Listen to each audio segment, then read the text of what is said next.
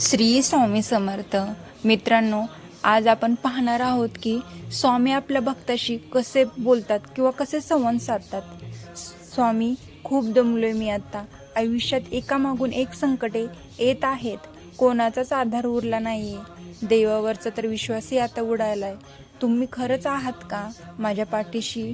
मग माझे दुःख तुम्हाला का दिसत नाही? अरे वेड्या, तू मला दिसत नाहीस, पण मला प्रत्येक क्षणी तूच दिसतोस. जेव्हा तू रात्रीच्या अंधारात एकटा रडत असतोस ना, तेव्हा तुझे अश्रू पुसणारा हात हा माझाच असतो.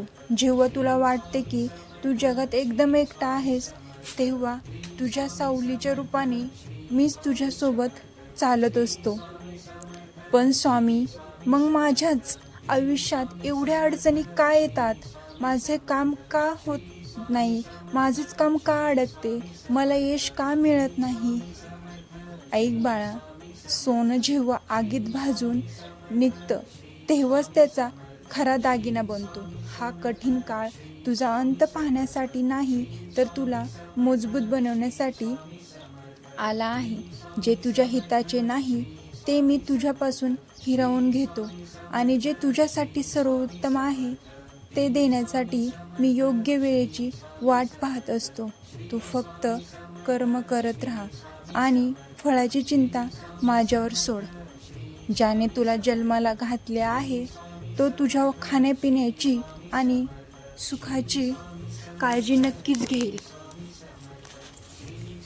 स्वामी, माझ्याकडून काही चुका झाल्या असतील तर मला माफ करा, पण आता मला या परिस्थितीतून बाहेर पडायचा रस्ता दाखवा.